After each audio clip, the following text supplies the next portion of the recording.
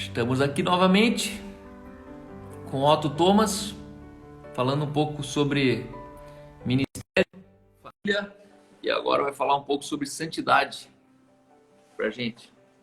Muito bom. Vamos lá, respondendo o que o Cal perguntou. Cal, um dos problemas que eu vejo hoje muito grande é que as pessoas confundiram santidade com religiosidade, né? Religiosidade nada mais é do que o homem tentando agradar a Deus para receber algo. Então, o homem, ele tenta agradar a Deus, e agora que eu tento agradar a Deus, eu recebo algo de Deus, né? Porque, afinal, eu fiz algo para Deus. E daí as pessoas falam, não, porque a graça veio e Deus falou que ele não queria mais sacrifício. Jesus veio e Deus falou que ele não queria mais sacrifício. Cara, e hoje Deus, ele me levou, bem nessa manhã eu estava fazendo devocional, e eu comecei a estudar Isaías. Estudar mesmo. E daí, olha o que fala em Isaías, Isaías 1:11. O que faz pensar que o meu desejo é que vocês façam um sacrifício para mim? Estou farto de holocaustos de carneiro, estou farto de sangue de touros.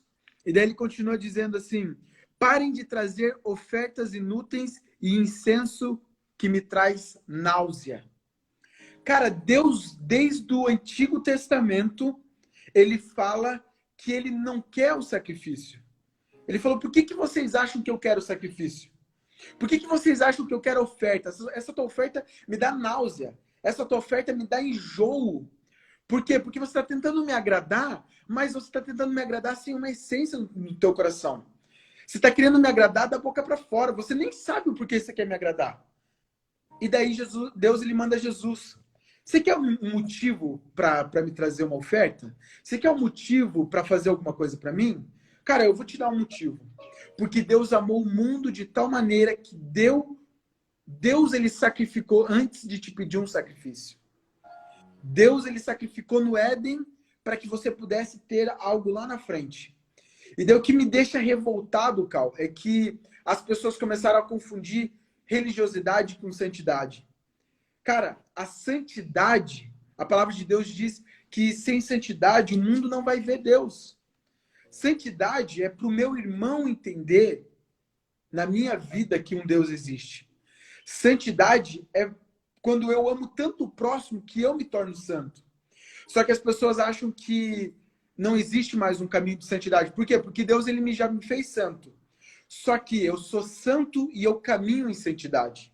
Eu sou justo e eu caminho em justiça. Eu posso ser um justo que pratico injustiça. Eu posso ser um santo que me sujo todo dia.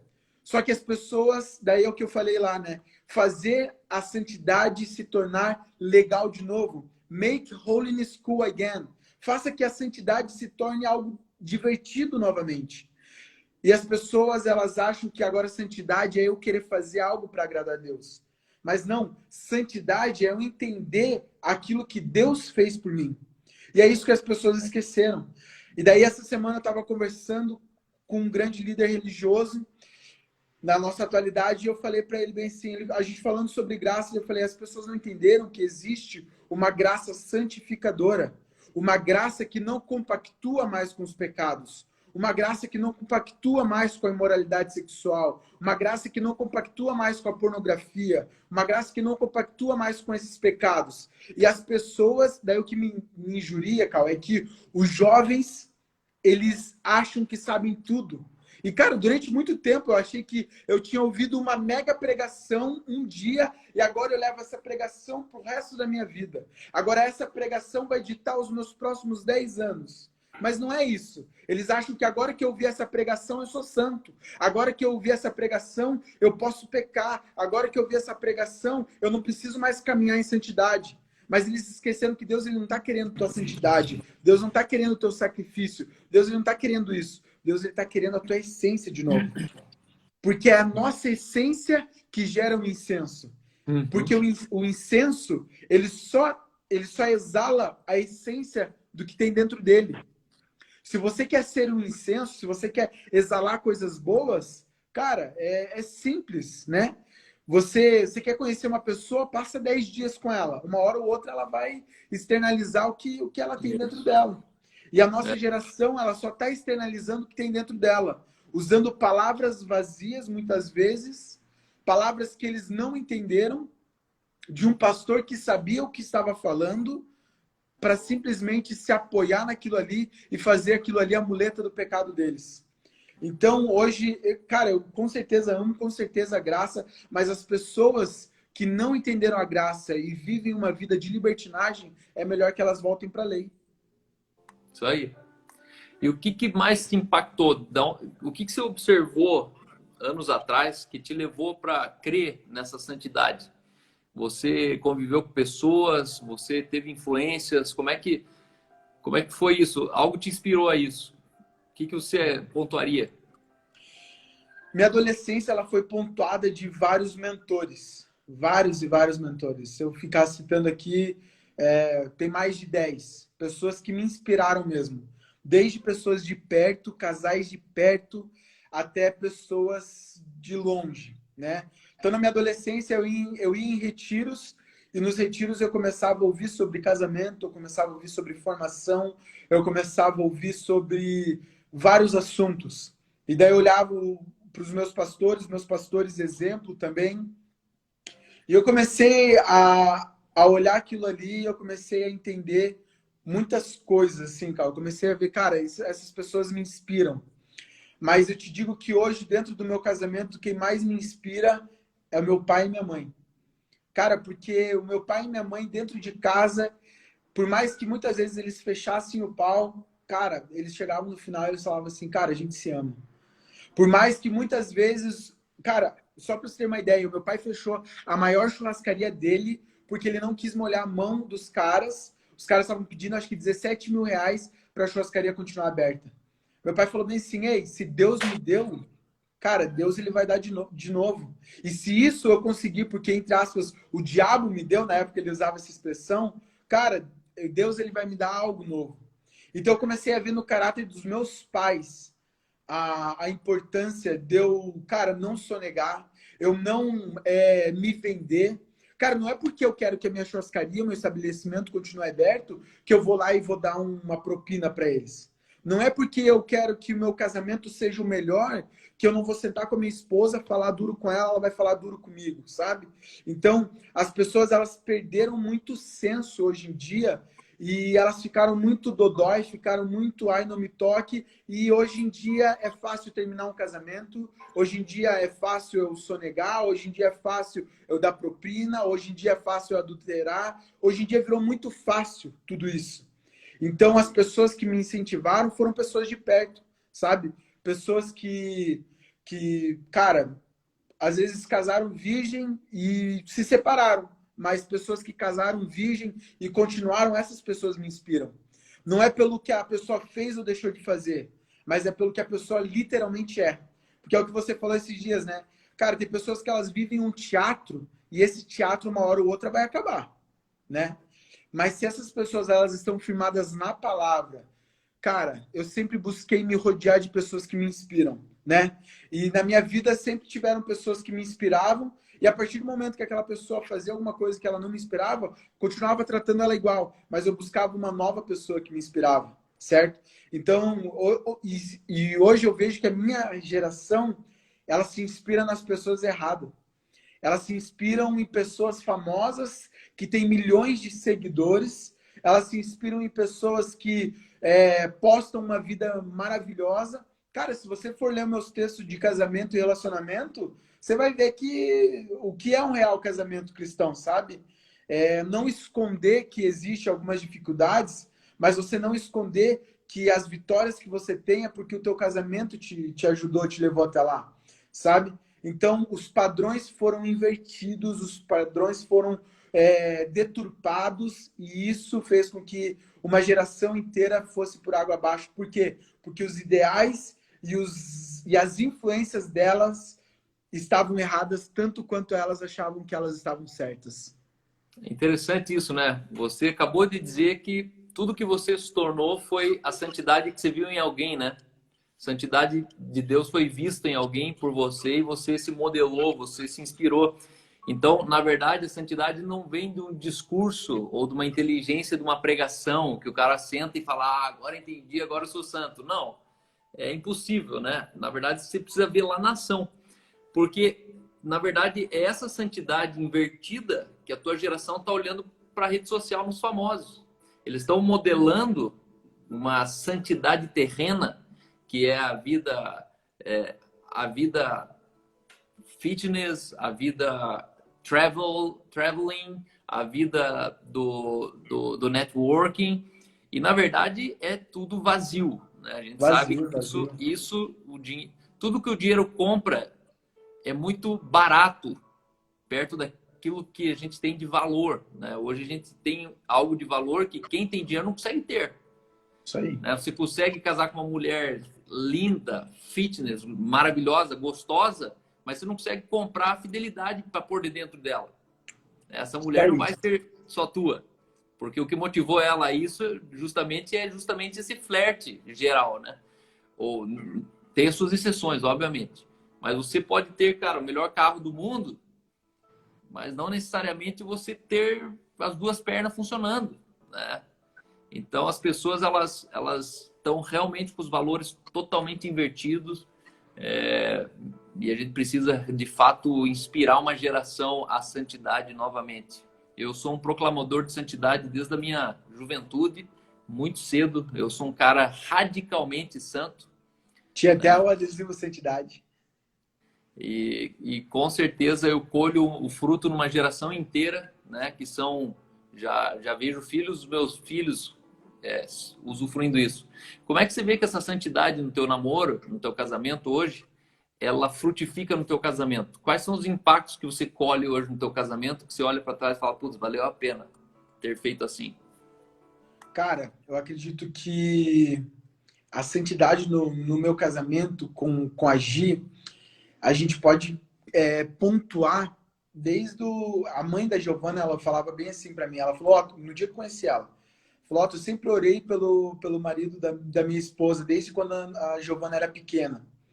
E eu acredito que você ter um padrão em casa, por mais que a minha família entrou para a igreja quando eu tinha 7 anos, né? Então, eu acredito que é um fruto que você vai colhendo em cada etapa da sua vida. Por exemplo, eu estudar no Seduca da vida me ajudou muito, né? Me ajudou muito. Com certeza, quando a gente fala sobre esse assunto, a gente precisa entender uma coisa, Cal. Vai muito de você, vai muito da pessoa. Porque tentação por tentação sempre vai ter, né? Qualquer tipo de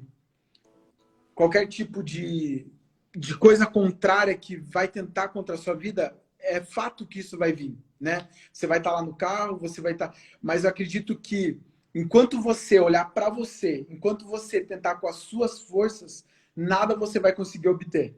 Você vai continuar caindo, você vai continuar pecando, você vai continuar vendo pornografia, você vai continuar vendo um monte de coisa que vai te tirar dessa santidade. E santidade não está relacionado só a sexo. Santidade está relacionado a caráter, integridade, né? Então, um cara ele pode ser santo ou não dentro do negócio dele. Um cara pode ser santo ou não dentro de um âmbito, qualquer outro âmbito, né? Mas falando isso mais para mim e para a Giovana, a gente colhe muito isso hoje porque a gente decidiu no nosso relacionamento estar junto, né? A gente decidiu no nosso relacionamento a gente ser cúmplice um do outro, né? E cara, eu lembro assim, de várias vezes que a gente estava no carro, a gente tinha várias vontades, ou um ou outro saía do carro, ou a gente pegava dias para ler a Bíblia. Cara, e eu vejo muito isso hoje. Eu acordo de manhã, a Giovana coloca um louvor dentro de casa, sabe? Hoje eu acordei e eu coloquei o louvor para ela descer com um louvor, sabe? Eu vejo hoje a gente conversando, porque assim, ó, eu vejo que quando o casal ele tá conectado, quando o casal ele busca junto caminhar em um caminho que não é só de santidade, mas é um caminho de integridade, o que eu sou dentro do meu coração, eu sou fora, e eu externalizo, cara, o casal ele se conhece totalmente. Então eu e a Giovana a gente sempre foi muito intenso. Eu sempre fui uma pessoa muito explosiva, cara. Eu era assim, se hoje eu sou um pouco mais manso é devido a Giovana, mas eu era essa pessoa no nosso relacionamento no nosso namoro, que eu mostrei para ela que eu era explosivo, que eu era quem eu sempre fui. Então, quando a gente casou, a gente não teve novidade. Quando a gente casou, a Giovana Sim. sabia quem eu era e eu sabia quem a Giovana era. Quando a gente casou, eu falei, ó, eu já fiz tudo isso de errado e eu já fiz tudo isso de certo. Ela falou, ó, eu já fiz tudo isso de errado e eu já fiz tudo isso de certo. E quando a gente casou, a gente não teve surpresa. Por quê? Porque desde o início do casamento a gente decidiu ser íntegro e a gente ser santo. Então, sempre quando as pessoas pedem para eu dar um conselho em relacionamento, cara, você que é virgem, a tua esposa é virgem, cara, façam de tudo para manter isso. Para você que está conhecendo uma menina agora e você não é virgem, cara, zele por esse relacionamento teu e dela ser virgem. Cara, se o teu relacionamento com essa pessoa for um relacionamento de integridade, vocês forem verdadeiros do início ao fim, cara, você não vai ter surpresas lá na frente. E quantos famosos, Cal, eu conheci, quantas pessoas com relacionamentos que no namoro parecia mil maravilhas, era aquele relacionamento que na hora do rolê eles não brigavam, cara, mas depois eles casaram, eles conseguiram ficar 2 anos juntos e depois se separaram. Não se separou por adultério, não se separou por algum escândalo, se separou porque essa frase veio na boca deles. Eu não aguento mais, eu não te amo mais, eu não quero mais estar com você. Cal, quando que isso é uma desculpa para a pessoa se separar, sabe? E isso foi o que eu sempre fui muito claro com a Giovana. Ó, esses são os meus objetivos. Eu falava para ela, não tenha ciúmes do meu ministério, não tenha... não saiba que você está casando com alguém que vai viver pro ministério, vai viver para Deus. E hoje, quando eu preciso sair de casa para ministério, cara, eu não tenho briga. Quando eu preciso sair de casa para pregar, é uma pessoa que ela entende ou às vezes vai até comigo. Ano passado eu fiz muitas viagens. Então, quando eu sentei com a Giovana no início do nosso relacionamento, essa semana eu estava lembrando para ela o dia que a gente sentou para conversar. Cara, no início do relacionamento, eu sabia que eu queria ela, eu sabia que o que eu almejava com ela, eu falei, eu quero casar com você, só que a partir de hoje eu preciso te contar tudo isso aqui. Só que eu contei para ela todos os meus sonhos. Eu contei para ela todos os meus desejos. E quando eu sentei, ela sentou com a minha mãe falou todos os meus defeitos para ela. Quando eu sentei com a mãe dela falou todos os defeitos dela para mim. Por exemplo, o Otto, ele gosta de comer e deixar a louça ali, ele não é o cara que vai lavar a louça e vai deixar a louça limpinha, por exemplo, né? Obviamente que hoje, com o relacionamento, a gente começa a mudar algumas atitudes, né? Mas quando teve esse conflito de cultura dentro do casamento, o outro já sabia. Então, eu acredito, Cal, que não só a santidade, mas a cumplicidade, ela deve existir dentro do casamento. Quando eu sou cúmplice da minha esposa e ela é minha cúmplice, porque você ser cúmplice é você saber na íntegra o que o outro está fazendo ou pensando. Quando eu sou cúmplice de uma pessoa, quando eu sou cúmplice do meu cônjuge, cara, não tenho por que dar errado. Óbvio que às vezes vem uma situação adversa, vem um estresse, mas, cara, não é isso que vai ditar o fim ou as mil maravilhas do meu casamento. Por quê? Porque eu começo a me tornar constante e progressivo no meu casamento, ou cumplicidade não é só para casamento, é para a sociedade, o teu sócio, é para tudo na vida. Então, cumplicidade, santidade e integridade são 3 coisas que você sempre deve ter num relacionamento. Tanto com Deus, tanto com você, tanto com pessoas. Porque se eu sou cúmplice de Deus e Deus é meu cúmplice, você vai ter êxito, né? Cara, esses dias eu sentei, eu fiz uma oração falando, verbalizando, falando, Deus, esse é o meu desejo, esse é o meu sonho, essa é a minha vontade. Por quê? Porque quando eu falo, eu não minto para mim mesmo, calma. Pô, eu tenho vontade de ser famoso, eu tenho vontade de ser rico, eu tenho vontade de ir às nações, eu tenho vontade de ter um carro. Cara, não tem problema, mas verbaliza isso para você se escutar e falar, cara, será que esse é o ponto 1, é eu ser rico? Não, meu ponto 1, cara, é eu ter uma boa família. Meu ponto 1 é eu ter bons amigos. Meu ponto 1 é eu estabelecer o reino de Deus. E daí você vai colocando isso. Você é realista com você mesmo. E quando você é realista com você mesmo, você não entra num relacionamento mentiroso. Porque se eu minto para mim, eu vou mentir para os outros. Se eu minto para mim, eu vou mentir para o meu pastor, eu vou mentir para o meu amigo, eu vou mentir para os meus funcionários, eu vou mentir para minha esposa. E daí lá na frente, quando a máscara cair, cara, você era o que todo mundo não conhecia, né? Então, por isso que eu sou o que sou com todo mundo, cara, sabe? Uhum. Tipo, cara, eu vejo, assim, ó, durante muito tempo na minha vida eu me comparei, né? Você é uma pessoa que é muito intelectual, você é uma pessoa que tem um pensamento muito bem construído. Eu converso com outros líderes que têm um pensamento muito bem construído. Cara, e se eu fosse me comparar muitas vezes com vocês, a forma que vocês agem, eu ia ficar louco. Porque eu nunca vou conseguir ser um Cal. Eu nunca vou conseguir ser um Bill Johnson. Eu nunca vou conseguir ser... Porque eu nasci para ser o Otto. E se as pessoas tentarem ser o Otto, elas nunca vão conseguir, porque elas vão ser uma cópia e elas nunca vão ser elas a fundo. Mas por quê? Porque eu fui íntegro, cúmplice e santo comigo mesmo, sabe? Eu busquei um caminho de justiça para minha vida, né? E eu falo, cara, busque isso para sua vida, né? Se inspire nas pessoas, mas não queira ser as pessoas, né? Admire as pessoas ao invés de atacar a pedra nessas pessoas. Então, quando eu comecei um relacionamento com a Giovana, a gente não só na parte de santidade, a gente sempre conversou muito. Quando a gente via que a gente estava extrapolando, quando a gente estava saindo do prumo, cara, a gente parava, sentava e conversava, oh, assim não dá. A gente precisa andar nesse caminho, né? E hoje isso é só memória daquilo que... E hoje a gente conversa muito por quê? Porque a cumplicidade e a integridade continuou, né? Uhum. Então isso é muito importante hoje para as nossas vidas. E eu vejo que isso não só para o meu relacionamento com ela, mas eu levo isso para a minha vida inteira, né? Você sempre falou muito sobre integridade. Então eu vejo que integridade, cumplicidade, santidade, caráter, identidade, eles andam todos juntos. E é essa salada mista aí que faz com que a gente possa hoje ver pessoas diferenciadas, né? Se eu for ver, o Vitor Azevedo, ele é da minha geração. O Luca Martini é da minha geração. Então você pega pessoas separadas que elas estão caminhando, elas estão trilhando um caminho de sucesso, mas, Cal, infelizmente são poucos, né? Se você garimpar ali, são poucos. Mas eu vejo pessoas que estão tentando, e essas pessoas que estão tentando, eu acredito que elas não devem desistir. A Silmara está perguntando se a Giovana também compartilhou os sonhos delas antes do casamento. Compartilhou, com toda certeza. Eu acho engraçado que 2, 3 semanas antes de eu namorar com ela, ela estava em outra igreja, ela escreveu todos os sonhos dela, desde como ela queria o marido dela e desde aquilo que ela queria, sabe?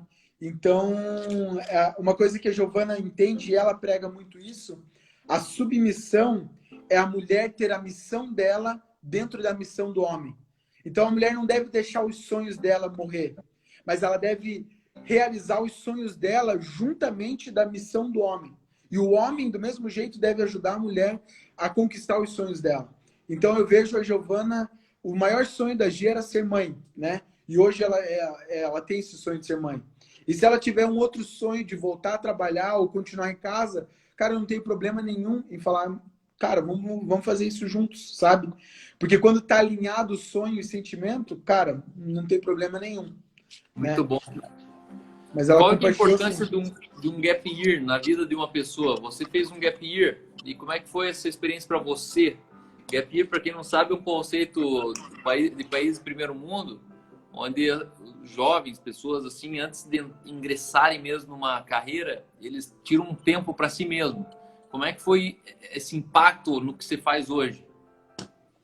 Tava no segundo ano de engenharia civil na PUC e, cara, não sabia se queria continuar, se queria parar. Cara, tipo, engenharia civil não é algo simples, né? E quando surgiu a oportunidade de eu fazer o intercâmbio, eu falei, cara, quer saber? Eu vou parar essa faculdade e vou tirar um ano. E quando você tira esse gap year, cara, parece que você para de ver o micro e você começa a ver o macro. Você pega um mapa da sua vida e você fala, cara, o que eu tô fazendo em engenharia civil, sendo que o meu sonho e o meu dom, o meu talento é dentro da criatividade. No mínimo eu tinha que estar fazendo arquitetura e não engenharia civil, né? Mas quando quando eu entrei nesse gap year, cara, a primeira lição foi eu comecei a me conhecer. Cara, se você quer se conhecer, se você quer saber quem você é, se você quer saber os teus sonhos, para onde você quer ir, cara, tira um tempo para você. Tira um tempo para você, porque se você tá perdido, você se acha quando você tira esse ano sabático, né? Então eu me achei ali, achei os meus sonhos. Ali eu comecei a dar valor para muitas coisas, para muitas pessoas, para muitos princípios. É E isso aí. quando eu voltei, cara, eu voltei com uma nova visão. Eu voltei porque eu tinha meditado, eu tinha parado, eu tive novas experiências. O gap year, o bom é você ir para um lugar onde você não conhece ninguém, onde você não conhece a cultura do lugar, onde você não conhece a região geográfica do lugar. Por quê? Porque para tua mente é muito bom você estar num lugar novo que você não sabe se você virar para a direita, para a esquerda ou se você ir reto, aonde você vai chegar. E você vai, a tua mente ela é colocada num ambiente de você exercitar ela. Então isso é muito bom, porque você começa a olhar as coisas, você começa a ver novos detalhes, você começa a perceber, você tem uma percepção mais aguçada. E, cara, isso me ajudou muito. Porque hoje, quando eu voltei para o meu habitat natural, cara, eu comecei a perceber aquilo que eu não percebia. Eu comecei a ver uma padaria que eu não via. Eu comecei a ter um novo paladar. Eu comecei a ter o desejo de buscar novas línguas. Eu tive o desejo... Cara, foi muito bom. Não tenho o que falar. Ah, Otto, mas eu não consigo ir para outro país. Cara, vai para outra cidade, vai para outra região. Cara, você mora no sul, vai para o norte. Você mora no norte, vem para o sul. Cara, é você mudar, né? E para mim foi muito bom. O meu estilo de vida mudou. Hoje eu colho Então, alguns frutos disso. impactou então. Demais. Uma das melhores experiências que eu pude ter. É, Antes de eu ter o gap year, eu tinha preconceito. Depois que eu fiz esse gap year, eu começo a aconselhar. Cara, foi, faça. foi inspirado em histórias como a tua que a gente fundou aqui um Centro Bible College, que é uma escola de uma experiência transcultural onde o aluno passa 8 meses aqui, exatamente assim, num lugar desconhecido, um lugar isolado, onde eles, na verdade, se relacionam, onde a mente é colocado num... É um colapso, na verdade, mental, onde a pessoa ela se reavalia dentro de tudo que ela já viveu e para onde que ela realmente quer ir na vida, né?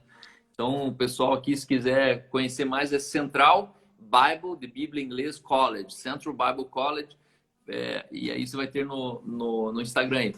Mas, beleza, Otinho, tem muita conversa pela frente ainda, mas eu fico honrado de poder ser parte da tua história, de Com certeza. poder contar com você naquilo que a gente tem feito, naquilo que você é um builder kingdom, e você é um cara que pensa em reino de Deus, e isso me fascina. Eu tenho dificuldade com quem pensa em igreja. Para mim, igreja é gente, não uma placa. Uma placa não faz nada, nem cócega numa cidade. Uma cidade é grande demais para a gente enfiar dentro de uma igreja, né? Então, a missão não é ganhar a cidade para Jesus, mas é devolver Jesus para a cidade.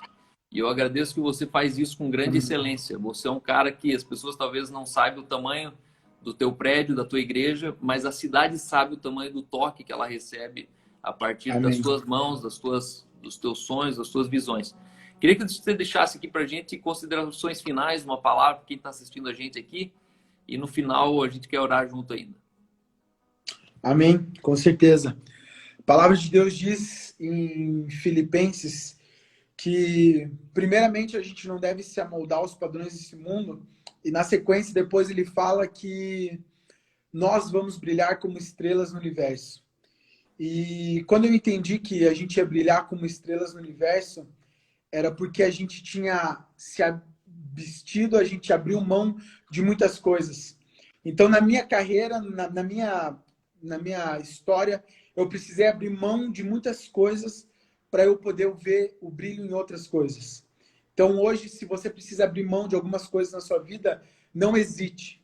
Se você precisa deixar algumas pessoas para trás, não hesite. Se você precisa deixar alguns lugares para trás, não hesite. Porque o brilho que está na frente, ele é muito grande. Jesus, ele fala bem assim, Pai, a glória que tu me deste, eu dou a eles. Ele estava falando da primeira glória que ele recebeu nos céus. E Deus, ele nos deu uma glória. Só que essa glória, muitas vezes, ela está enrustida nos nossos corações. E eu quero convidar você a externalizar essa glória. Porque quando você externaliza essa glória, você chama atenção. E quando você chama atenção, essa atenção está escrito Deus no meio dela. Chame atenção para você. E quando você tiver atenção, que você possa fazer Jesus famoso. É um conselho simples que eu tenho, mas que você possa entender isso na real essência. Que quando nós brilhamos como luz no universo, quando nós brilhamos num lugar que é cheio de escuridão, nós brilhamos para chamar atenção, para dar direção para pessoas que estão precisando. Estrelas, elas são chamadas para dar direção. E estrelas maiores, elas trazem um novo tempo, né? O sol, ele traz o tempo e a lua traz um novo tempo. Então, que você possa ser essa estrela, que você possa ter essa essência externalizada por uma nação, por uma geração que precisa de você. Isso aí. Amém. Amém. Vamos orar. Vamos orar. Senhor meu Deus, Pai amado, Deus de graça, Deus de amor. Pai, muito obrigado por esse dia. Pai, obrigado pela vida do Cal, obrigado pelo pessoal que assistiu essa live, Deus.